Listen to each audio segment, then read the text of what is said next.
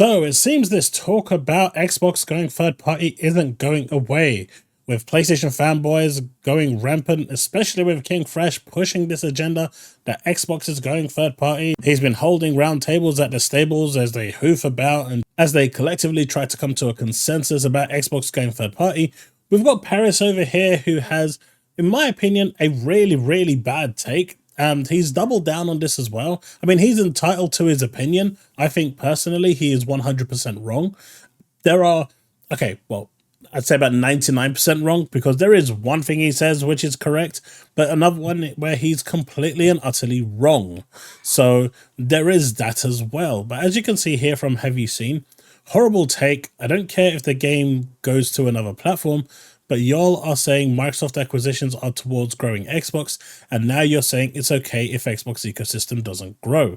The problem here is the whole purpose of these acquisitions was to get Xbox to shift more consoles, to grow Game Pass, and to become more competitive in the market. In fact, all they've done, based on, well, if they start to give out their games, is reduce their competitiveness. Now, I've got my thoughts on this, on why this is actually happening, and you've already heard my thoughts a number of times being regulatory based. But let's listen to what Parris has to say, because I think his point is still worth listening to, and then we can kind of try and break it down after.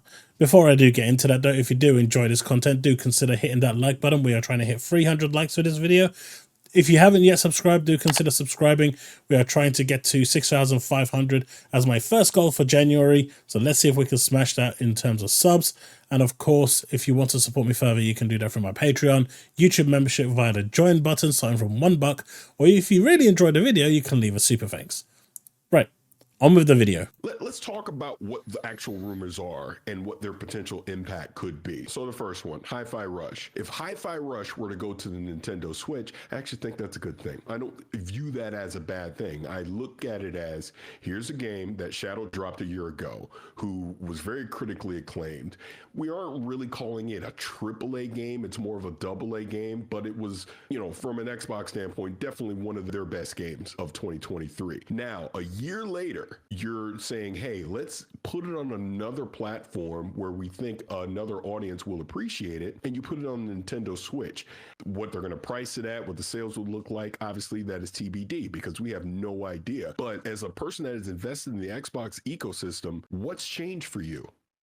Absolutely nothing. All Microsoft or Xbox is doing is, which they've done with Ori, which they've done with Cuphead, obviously Minecraft, we know this is about to happen with Call of Duty, they're just putting the game in more people's hands. What has their, from Phil Spencer on down, gaming is for everyone, you know, we want to reach as many people as we possibly can. This is a way for them to reach more people with one of their more popular games.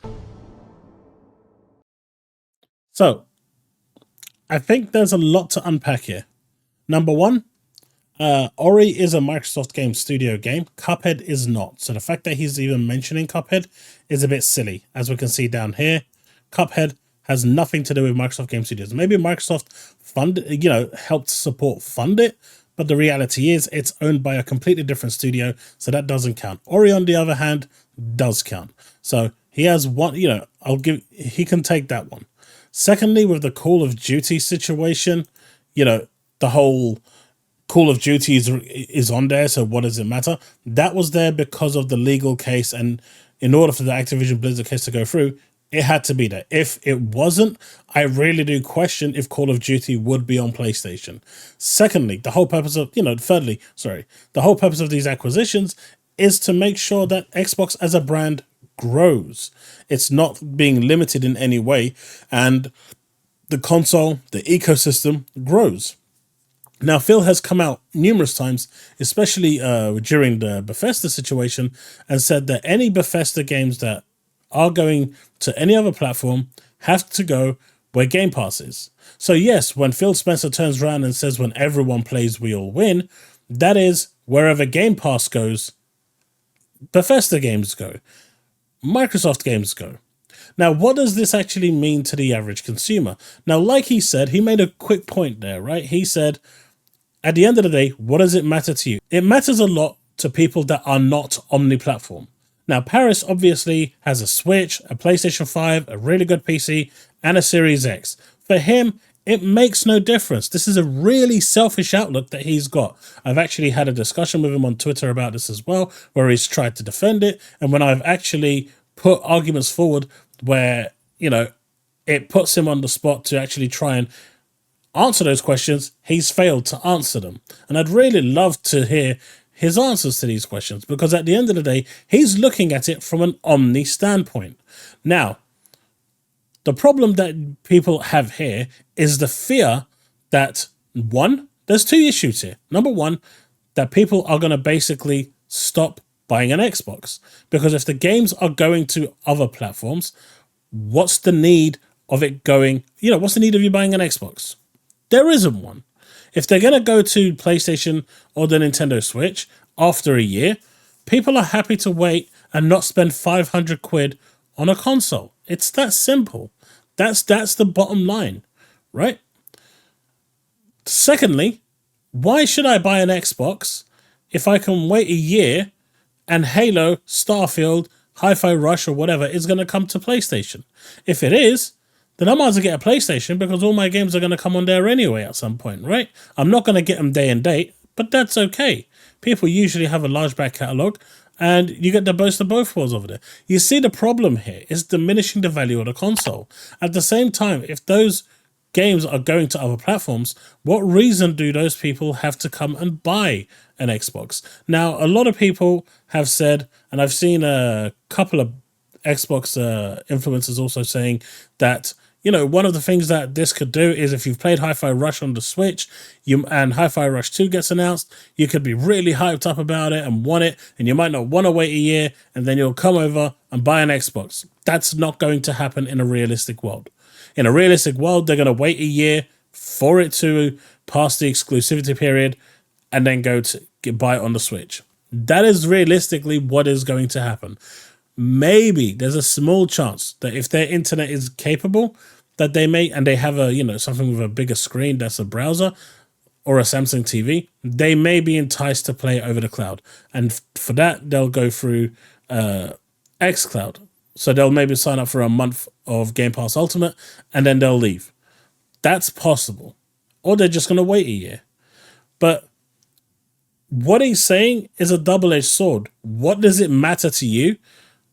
To the average person who's an omni gamer, it matters none. But who it does matter is for those people who have invested, into the Xbox platform, who are now seeing their games going to other platforms, meaning their console sales, which are already at a low, are going to shrink even more. And the ultimate problem here is that third-party companies will start to skip Xbox. We've already seen them doing it anyway, and that's the problem. So I really think that Parris's point here is completely and utterly out of touch. It really is. It's totally out of touch. And like I've showed you down here, he's mentioning Cuphead, and he mentioned a couple of other games that simply are not even part of, the Microsoft Game Studios, and also mentioning Call of Duty is just such a weak take, because Call of Duty wouldn't be there, just like MLB wouldn't be on Xbox, if they weren't forced to, if they didn't have their wrists, bent round to the point where it's going to snap and held at gunpoint, they would not have done it. Sony, reluctantly, they didn't want to lose the license, were forced to put MLB onto Xbox. That's a fact. The fact is, with Call of Duty, if they didn't agree and that declaration under oath wasn't made to Judge Corley, the simple fact is the Activision Blizzard deal could have been blocked. That was a big, big game changer right there, when he said under oath that as long as there's a PlayStation, Call of Duty will be on there. Now, obviously, he didn't mention anything about the latest Call of Duty being there, and he could actually use that, but it was implied that it was. But, I guess if you're going down to the literal letter of the law, he could twist it if he wants to, because he didn't say the latest Call of Duty will be on there. He just said, as long as there's a PlayStation, Call of Duty will be on it. And, he could just turn around and say, hey, look, Black Ops 1 is still on there. I've kept my word. If he really wants to go down that route, I reckon he actually has a case for that. But what Parris is saying here, to me, no, it doesn't add up. And you can see it over here as well with KG. Xbox had no games for years, according to these same people. You know, the people that said that Xbox, if you don't have an exclusive game or third-party exclusives don't count, if you don't have any first-party exclusives, you've got no games. So the moment Xbox has games, and they have a lot of games now, right? They have a metric ton of games. In fact, you know, they've got more games than pretty much anyone. They just port them everywhere else. Very weird. Very weird indeed, and it makes every Xbox console owner stupid for buying the console since they can main PlayStation and get everything. Now, there's no notion that PlayStation is going to get Halo, Starfield, Elder Scrolls 6, Blade. There's none of this, right? There is no indication that they're going to get anything that's AAA. At the moment, it could be that they're just testing the waters with Hi-Fi Rush. But Xbox has, you know, through its lifetime, put games onto other platforms, whether it's Minecraft, whether it's now Call of Duty, and we're going to see Overwatch, we're going to see Diablo, we've seen Elder Scrolls, you know, Online, Fallout 76. These games are still all over the place. So it's not like there's no games there to kind of set a precedence, but this one feels different because those were pre-existing games. And I've seen, you know, Parris bring this up as well with the whole, well, these games are there, so what's the difference? Those were pre-existing, pre-contract, pre-buyout. So they're respected, you know, that they should be there. I just feel that it's wrong. I don't know. This feels wrong. And it kind of undermines the Xbox brand. But at the same time, what Parris said at the beginning is true. It's a rumor. There is nothing confirmed. I think once it gets confirmed, whether it's real or not, that's when we're really going to see a real change in the way people react. And it's going to be very interesting to see how people approach. Now, people are saying, well, it doesn't really matter if they get it. At the end of the day, you're still getting it on Game Pass and they're going to have to pay $70. Yeah, I get that. I totally get that. That is still a thing. But, it, you know, some people may feel betrayed by the fact that, I guess in the end, Phil Spencer would have lied. Because he said that Bethesda games will only appear on platforms where Game Pass exists. Now, if he puts Hi-Fi Rush onto any other platform, at that point, his word to many will mean nothing because he's happy to break it. And this will, for me personally, be the first time that I would have seen Phil Spencer break his word. Now, business change, you know, business requirements change, strategies change, all of that can happen. You know, he made that statement in 2021. We are now in 2024. That's a long time in business where strategies can change. But if that strategy is going to change and you still want your community with you, that kind of needs to be communicated to your community who are still with you, who, you know, stuck with you for Xbox One, to understand what's going on here. Where does the line stop? Is it just the odd few game here and there, which would still go hand in hand with what Phil said with a case-by-case basis at the very beginning? He's always said that, so it would still go. But where is the line?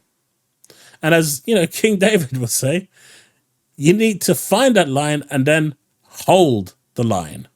Because at the end of the day, that's going to be the assurance that Xbox gamers have. And that's also going to go out to third-party publishers.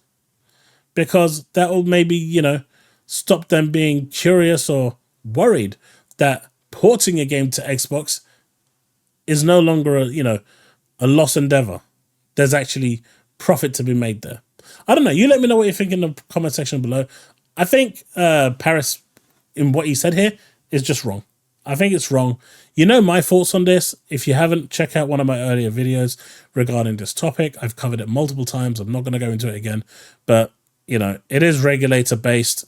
And I think there is a clear strategy here going on with things coming to Xbox. But in the end, you know, I think when you got personalities like this coming out and just blindly throwing stuff around, I think it really, really doesn't help the situation. And it doesn't help panda flames anymore.